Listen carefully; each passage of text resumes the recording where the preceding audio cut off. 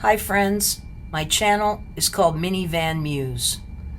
I travel in my 2023 Honda Odyssey named Betty White, and we travel around the country to beautiful places, interesting places, and I'm happy that you're here to travel along with us. Project number 2 that we're going to work on is this shelf.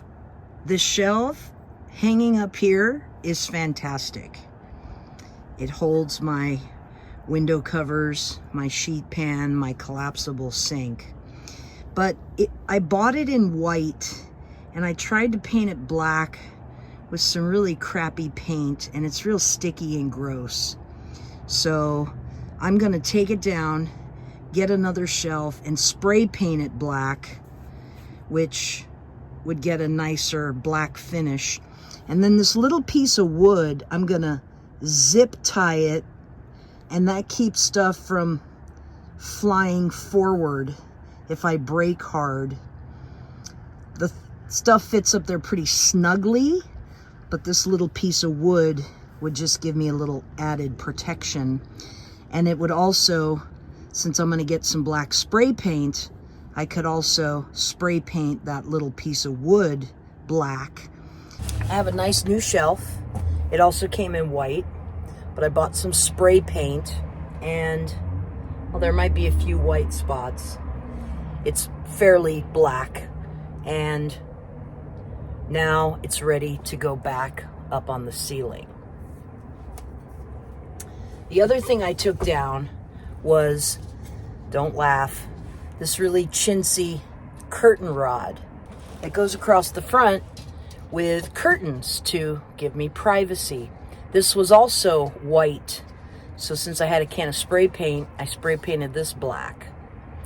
And as it turns out, the curtain rod across the front and the shelf that hangs above, that whole setup also involves these.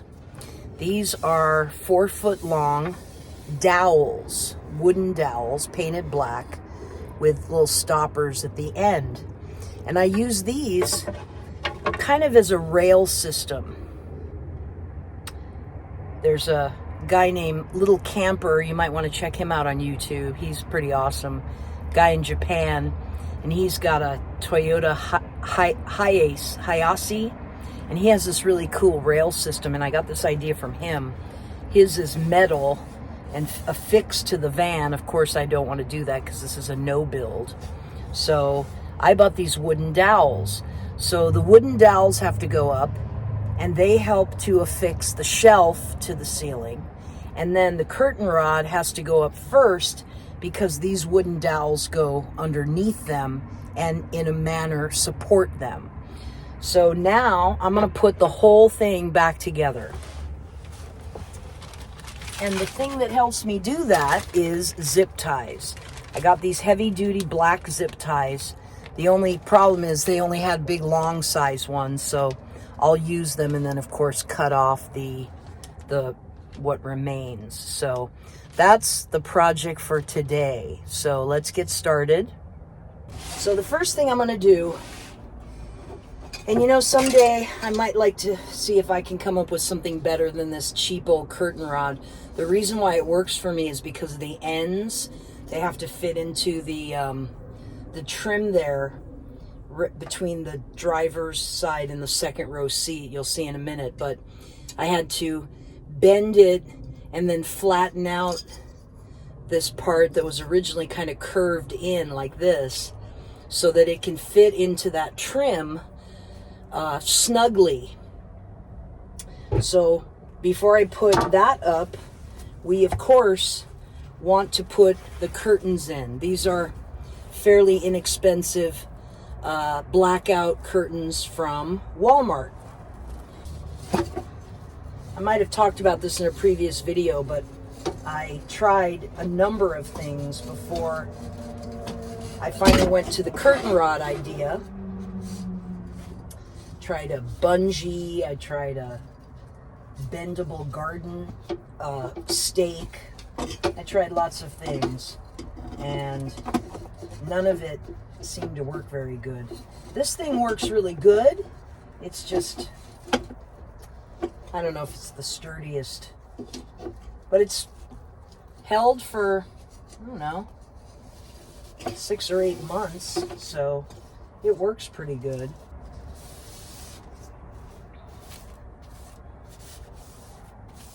Okay, curtains are on. Now let's put it in.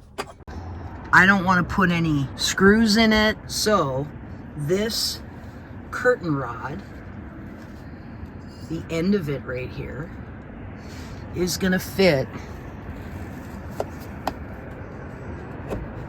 right in there. Now it might seem kind of flimsy, but trust me on this.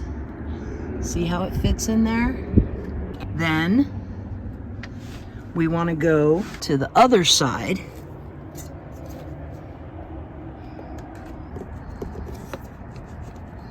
And you see how that end fits in like that.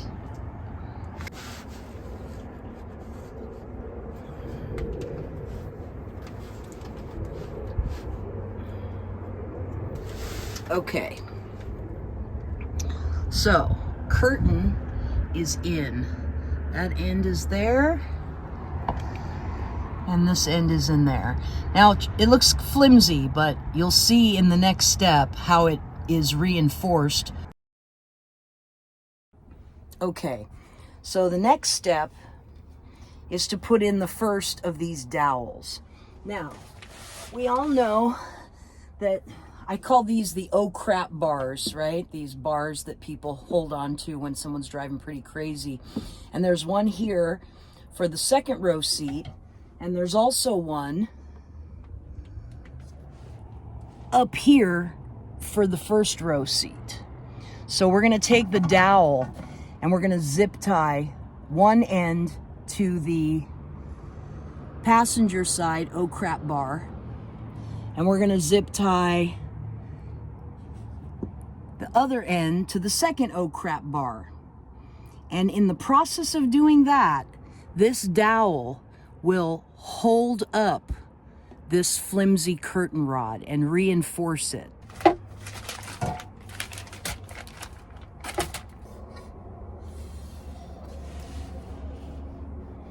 Now, one of the things I wanted to make sure I was doing when I was zip tying these in is that the oh crap bar is kind of out to its maximum length, because what that does then is it gives more space to clamp something onto the dowel, like a fan. Fits perfect to clamp fans on there. So take the first zip tie, hold the dowel up there, put the zip tie around it. To not pull the zip tie 100% tight yet, because you also want to zip tie it to the front oh crap bar and then position it in the right place and then tighten them both down.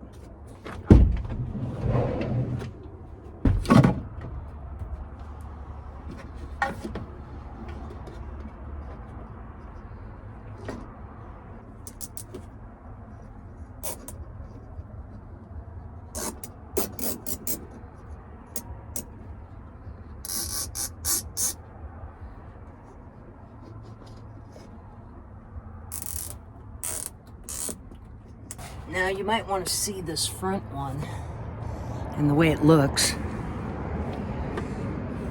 So you can see that this dowel is zip tied now pretty firmly to this front oh crap bar. And you see how the dowel then supports the curtain rod. Excellent, right? So now we come into the back, and now we can tighten the zip tie that's in the back.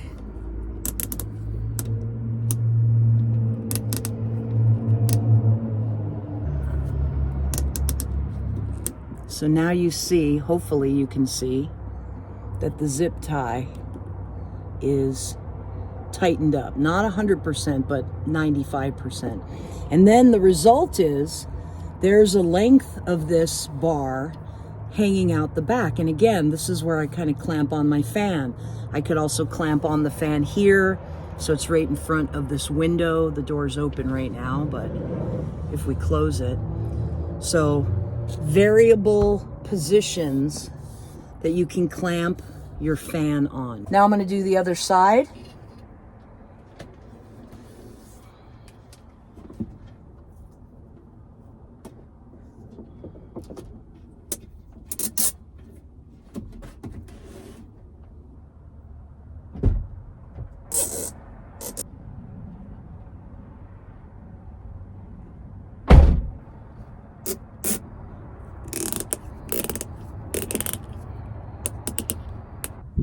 And there you have it. Zip tie in the front, supporting the curtain rod. Other side, zip tie in front, supporting the curtain rod. And zip tie here. The final part is getting the shelf up there. The shelf does have a little lip in the front, and I always put that toward the front. If you have to step on the brakes really hard, you want the front lip to kind of support stuff that's in. The shelf, this is important, is 3 feet long. Although it is 48 inches, 4 feet long, because of the curve of the roof, a 4 foot long shelf is not gonna work. Trust me on this one. I had to buy one and then take it back and get a 3 foot one. So again, we start, don't tighten the zip ties all the way the first time, but you want to start by taking the shelf, holding it up near the O-crap bar and the dowel, the rail system, and you want to put up your first zip tie.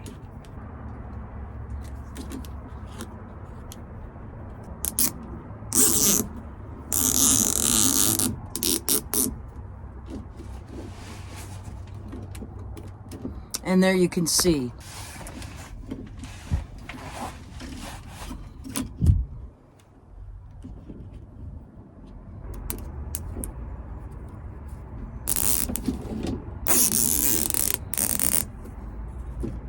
Okay, now you'll see the shelf is kind of hanging down.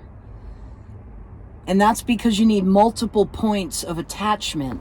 It can't just be one zip tie and one zip tie. So I've got 1, 2, 3 zip ties attaching the shelf to the dowel. And then the 4th zip tie is attaching the dowel to the O-crap bar. And same on the other side. Got 1, 2, 3 zip ties attaching the shelf to the dowel, and 1 zip tie attaching the dowel to the O-crap bar. So now all I gotta do is cut these. And then the result is this area up here. And again, what do I put up here? I put my 2nd row window coverings, my back window covering, my collapsible sink, and I have a little half sheet pan that I use to put down under my stove when I'm cooking to have some extra space up at the top. I looked at those like nets that you hang from the inside top of your car, and all of the reviews said too much sagging, and that never happens with a shelf that is, you know, solid, firm, and with zip ties, because if it gets loose, you know, every now and then you click an extra click on the zip tie and it tightens it up. Awesome.